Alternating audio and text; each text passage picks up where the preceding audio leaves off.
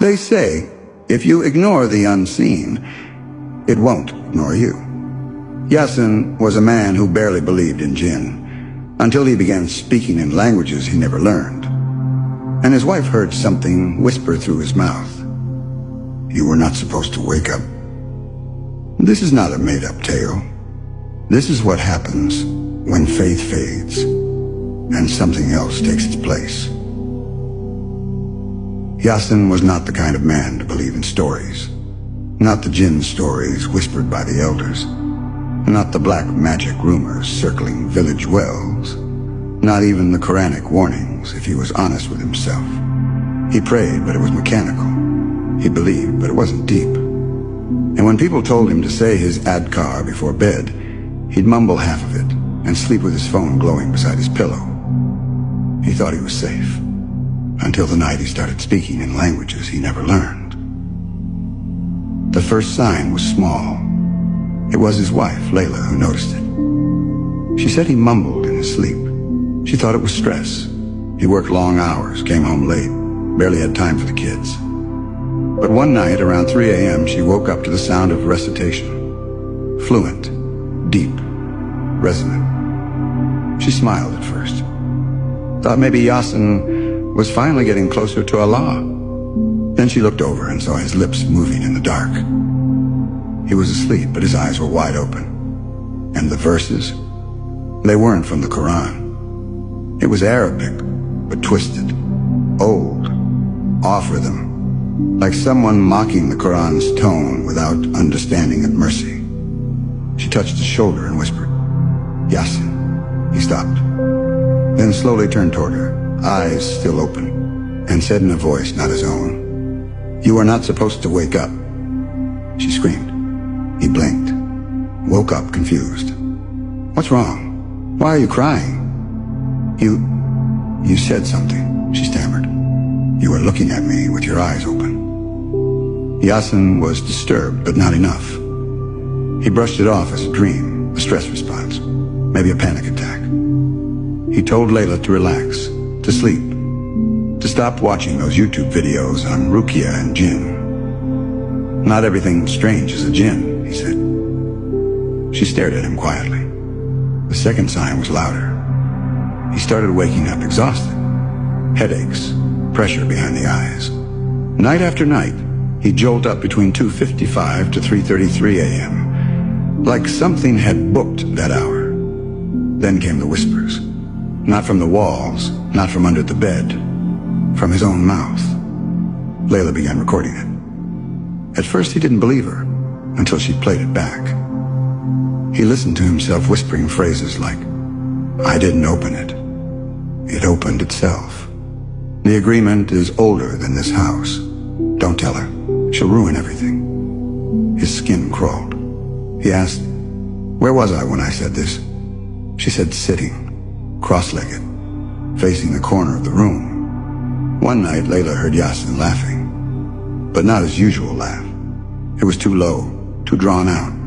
Not joyful, just wrong. She crept to the doorway and peeked into their bedroom. Yassin was sitting on the edge of the bed, alone, facing the wall, smiling, listening, as if something was whispering back.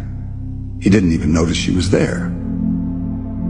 But the next morning, when she told him what she saw, he said, I don't remember anything, but I feel like someone's been borrowing my mouth. And then came the smell. It wasn't the kind of smell you describe. It wasn't sweat or rot or food. It was something dry, ancient, ashy, like burnt bones soaked in old water. It appeared only at night, always strongest near the closet, sometimes by the window, once, chillingly, right in the baby's crib. Yassin began to worry. He finally went to the masjid and asked the imam quietly, Can stress cause hallucinations? The imam looked at him carefully. Are you seeing things? Yassin hesitated. I think I'm being visited. He explained to the imam. The imam came the next evening. Not with incense, not with oils. Just the Quran and a calm look on his face. Nothing repels the shaitan like Quran, he told them. Let's begin there. He sat in the living room. Layla brought water. Yassin stood awkwardly nearby, trying not to seem afraid. The imam began to recite.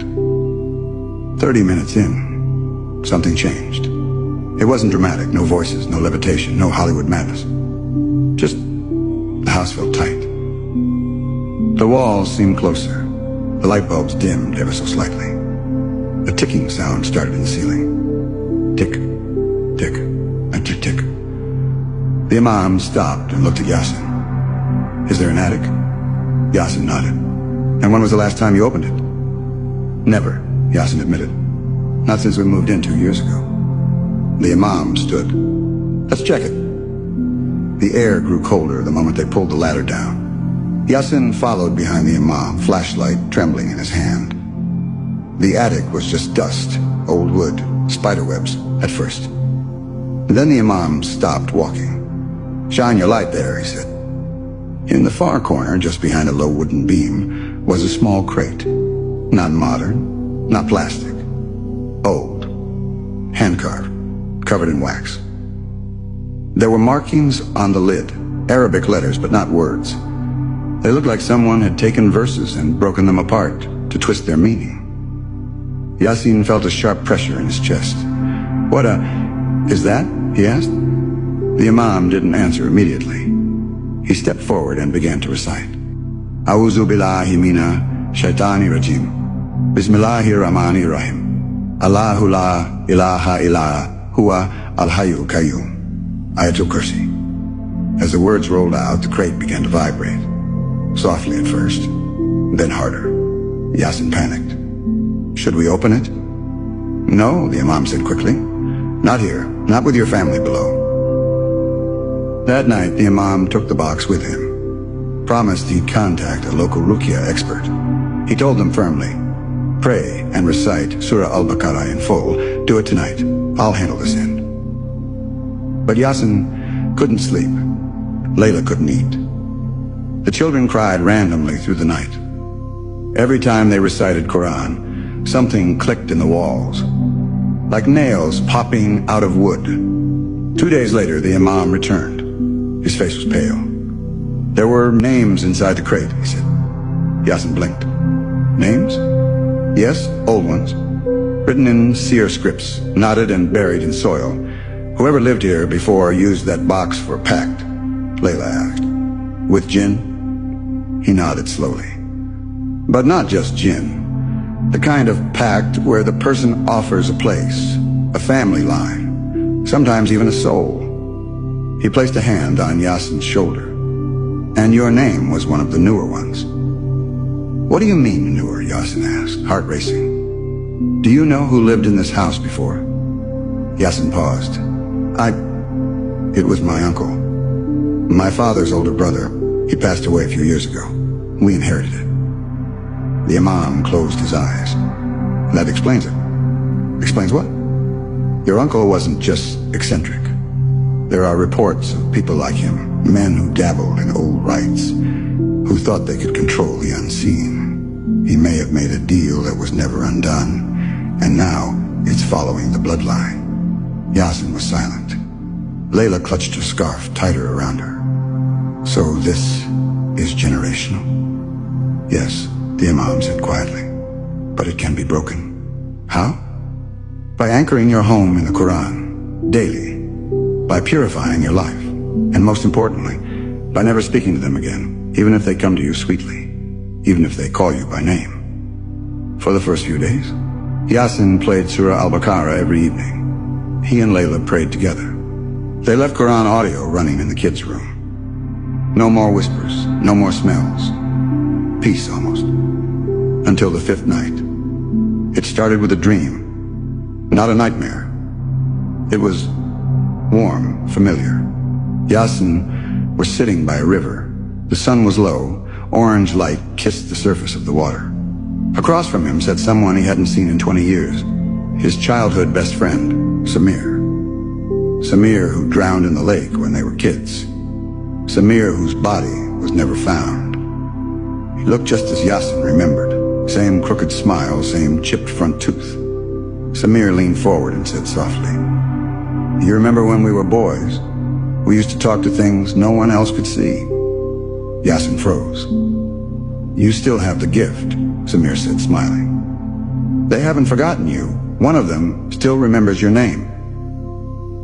She says you used to listen. She wants you to listen again. Yassin tried to speak, but the river behind Samir suddenly rushed backward, flowing uphill. Then Samir's eyes turned pitch black, and he whispered, "Don't wake up." Yassin gasped awake, soaked in sweat, heart pounding like a drum. He looked over. Layla and the kids were fast asleep. He got up, walked to the bathroom. But when he looked in the mirror, his reflection didn't move right. It blinked a full second after he did, then smiled on its own. The next day, Yassin visited the Imam again. He sat down slowly and said, "Why would a jinn pretend to be someone I loved?" The Imam's face was serious. Because jinn feed off memory, emotion, attachment. It's like currency to them. He paused. "Do you know the concept of Karan?" Yassin nodded faintly. "The companion jinn were all assigned?" "Yes, but not all Kareen are passive. Some get stronger if we live heedlessly, if we ignore Allah, if we play with things we shouldn't." He looked directly into Yassin's eyes. "You may have had a door open since childhood. Someone around you may have allowed it." Yassin whispered, "My uncle?" The Imam nodded. "Possibly. And now it's your test." Yassin tried to hold firm, but he kept having the dream. Samir kept returning, sometimes laughing, sometimes crying, sometimes screaming, and always whispering things no one could know. "You cried under the staircase when your father hit you. You buried that note Layla wrote you in the 6th grade. You think your faith is strong, but you haven't cried in prayer for years." Yassin broke. One night, he snapped and yelled, "What do you want from me?" And from the shadows of his bedroom, a voice calmly answered, "Only to listen, like you used to." That was the night he saw her, the girl in the corner, long hair covering her face, hands folded, pale, just sitting. He didn't scream, he couldn't. He just stared, frozen. Then she slowly lifted her head, and he saw his mother's face before she disappeared. The next morning, Yassin called the Imam and begged, "Do the ruqya, please. I'm ready." The Imam arrived that afternoon with another sheikh. They set up a small room with Quran recitation, olive oil, and ruqya water. Yassin sat in the center. They began. Surah Al-Fatiha, Al-Baqarah, Al-Ikhlas, Al-Falaq, An-Nas. At first, Yassin just felt heat, pressure in his chest, a rising weight behind his eyes. Then he began to sway. His hands trembled, and a low, broken voice escaped his throat. "She said you'd betray me." It wasn't his voice. Layla ran out crying. The Imam continued, louder, firmer. Yassin screamed. Then everything went dark. Yassin woke up 3 hours later, surrounded by Quran pages, the Imam reciting softly beside him. His throat felt raw. His limbs were heavy. He didn't remember what happened. But the Imam looked relieved. Alhamdulillah, it was her last attempt. "Who was she?" Yassin rasped. The Imam was quiet for a long moment. Then he said, "A Jinniya once enslaved by your uncle. She wasn't just summoned, she was bound, forced into servitude using verses torn out of context and black magic. But when your uncle died, the bond was never closed. So she remained, trapped in this place, trapped in your bloodline." Yassin whispered, "Why me? You are the weak link in their chain, but also the only one who can break it." That night, Yassin slept deeply for the first time in days. But as Fajr approached, he found himself again in a dream. Not a nightmare. A field. A house. Children laughing. Layla smiling. And standing under a tree, a woman. Not terrifying, not pale, not strange. Just beautiful. Calm. Familiar. She looked at him with warmth and said, "I never meant to hurt you. I was protecting you. I saw your pain long before anyone else did. Stay. Here. With us. This world will obey you. The pain, the failure, the struggle. Gone. Yassin stared. Are you real? Her smile turned sad. More real than your forgotten prayers. More real than your doubts. Just say the word. Just accept me. And all your dreams will stop being dreams. She reached out her hand. He felt his fingers moving on their own. Her eyes were so warm, so kind. I seek refuge in Allah from Shaitan, the outcast. He spat the words. Suddenly her face contorted, rage boiling across it like fire. Her hands blackened. Her eyes turned to smoke. And then she screamed, shattering the air, and he woke up.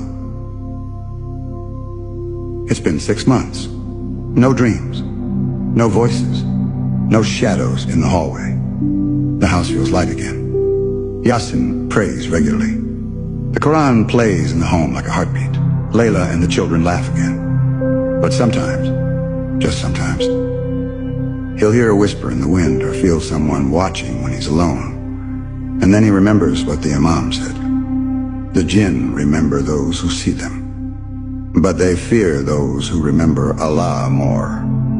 The world of the jinn is real, mysterious, hidden. But darkness has no power over you, if your heart is filled with the light of Tawhid. Yassin's story is not rare. Many families live haunted lives, not by ghosts, but by pacts, sins, and neglect passed down silently. The solution? Knowledge, Tawbah, Ruqya, and a heart anchored in Quran. Because in the end, the jinn don't fear your voice. They fear his words on your tongue. Yassin's story isn't just a warning, it's a wake-up call. The unseen is real. The Quran is our shield, and heedlessness can become an open door. Have you locked yours? If these stories awaken something in your heart, like this video, share it with someone who needs to remember that protection isn't in superstition, it's in sincerity. Comment your thoughts and subscribe for more real Islamic stories that chill your soul and cleanse your heart. Because these are not just stories. They are signs, reminders. May peace be upon you.